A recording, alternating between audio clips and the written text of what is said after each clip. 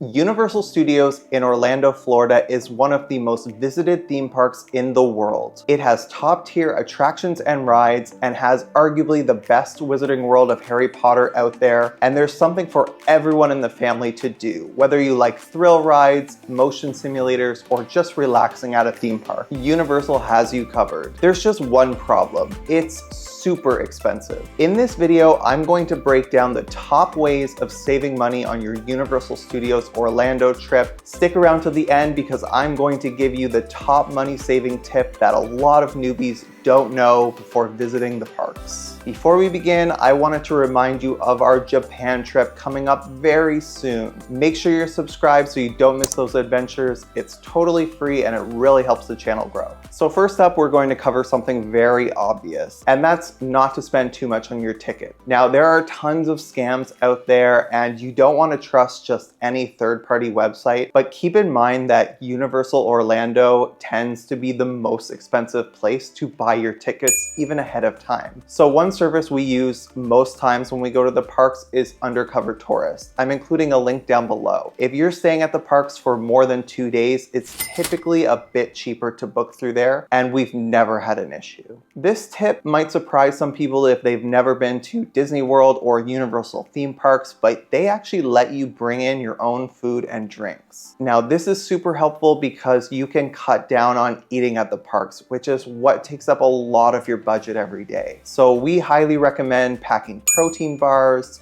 fresh fruits, healthy things that will keep you going throughout the day, and that way you're not spending a ton of money at the restaurants at Universal. Now, if you do want to eat at the restaurants, keep in mind that portion sizes in Florida are very large, something that we're not used to here in Canada. So a really good tip, if you do really want to go to that restaurant, try ordering off the kids menu instead. It's a smaller portion size, but it's still plenty to fill you up. So this tip is for all the soda drinkers out there. We know you love your soda, but especially at theme parks, it gets very expensive. So our tip is to actually bring a reusable water bottle and fill up water and ice at the Coke Freestyle machines that they have positioned throughout the park. It's totally free and it really comes in handy, especially on those hot and humid days. Now, if you are going to drink soda, make sure you're looking for those reusable cups that Universal sells, because typically you can get them for around $18 for unlimited drinks throughout the day. Now, this is a big one. Make sure you're super prepared for your time at Universal. If you're going to be there for 4 or 5 days, you don't really need to nitpick each ride or attraction that you're going to go on or view. This is because you have plenty of time to explore absolutely everything. But if you're going for 1 or 2 days, you really want to have a list of the must-do things for you and your family. So some of the things that I would recommend skipping, and a lot of people will tell you this as well, is the Fast and the Furious Supercharged ride, which is just a motion simulator that is extremely underwhelming. The water rides at Islands of Adventure will get you absolutely drenched head to toe. So if you're not a fan of being wet and you don't want to pay for those really expensive dryers that they have at the parks, just skip the water rides altogether. And especially if you're only there for 1 day, unless you're a huge Harry Potter fan, skip the train ride between parks. Now, it is a really cool attraction,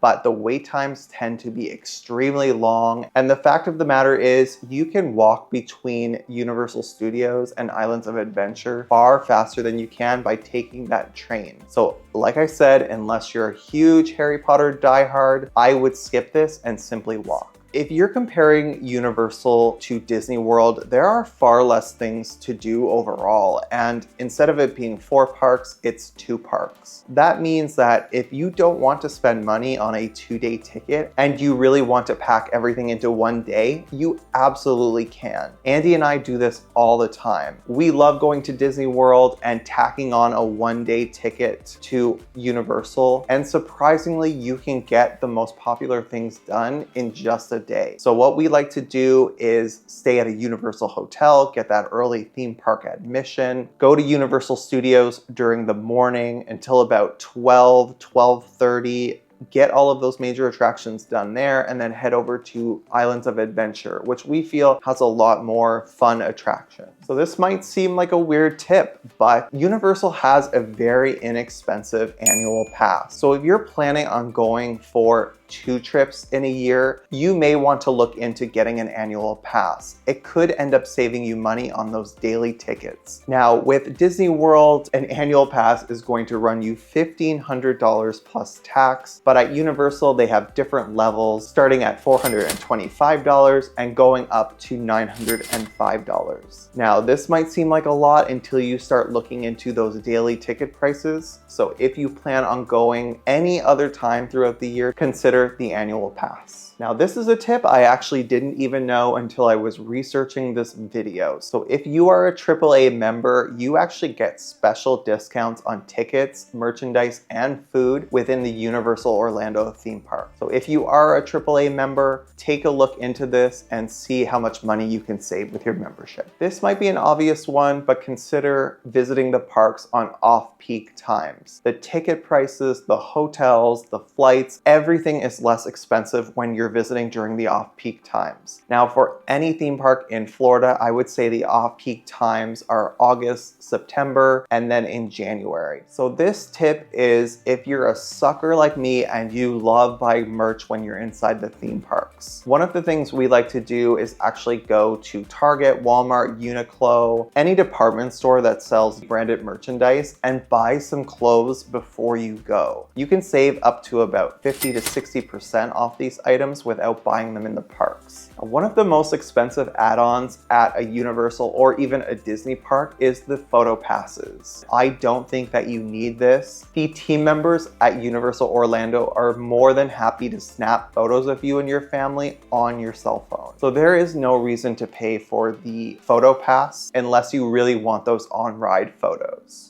This is not financial advice in any way. Universal has their own credit card where you get 4% back in rewards on qualifying Universal purchases, 2% back in rewards on travel, gas and dining, and 1% back on everything else. So if you are looking to spend a ton of money on your Universal vacation, consider applying for this card so that you get that 4% back. Now, if you're super tight on budget and you're worried about the cost of hotels, Universal has value options that are very reasonable, and Andy and I have stayed in them in the past and we were very impressed by them. The staff is super friendly and helpful, the theming is great, there's gift shops, Starbucks, everything you would need, plus you get free transportation to and from the theme parks. And best of all, you get that 30-minute early entry into the parks, which may not sound like a lot of time if you've never been to these theme parks, but trust me, it's a lifesaver. And finally, this is the tip where you can save the most amount of money, and one that a lot of newbies to the parks don't know about.